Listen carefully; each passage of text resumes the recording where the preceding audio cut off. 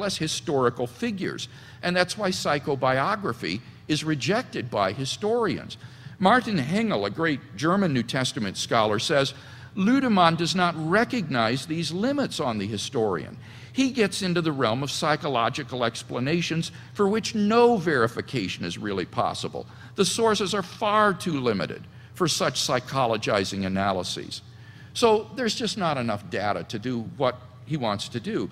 But secondly, the data that we do have indicate that Paul did not struggle with a guilt complex. This was pointed out nearly 40 years ago by Christer Stendahl, the Swedish New Testament scholar. He says, contrast Paul, a very happy and successful Jew, one who can say as to righteousness under the law, I was blameless, Philippians 3:6. That is what he says. He experiences no troubles, no problems, no qualms of conscience.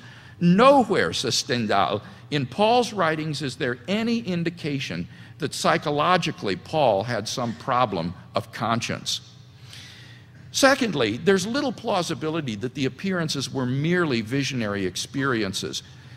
Dr. Lüdemann's whole hypothesis depends on reducing the disciples' experiences to Paul's experience on the Damascus Road.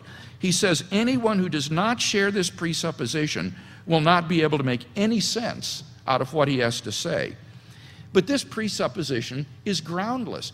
You see, many of Paul's detractors denied his apostleship, so he's anxious to include himself in the list of witnesses as the recipient of a genuine appearance of Jesus. And thus John Dominic Crossan points out, Paul needs in 1 Corinthians 15 to equate his own experience with that of the apostles. To equate, that is, its validity and legitimacy, but not necessarily its mode or manner. Paul's own entranced revelation should not be presumed to be the model for all the others. And thus, I think his theory has little plausibility, both in its psychoanalysis of Peter and Paul and in its attempted reduction of all of the appearance stories to mere visionary appearances.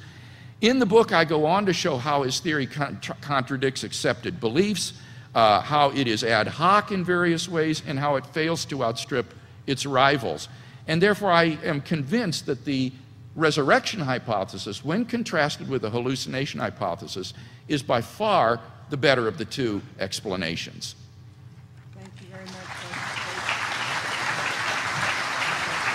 Dr. Lüdemann.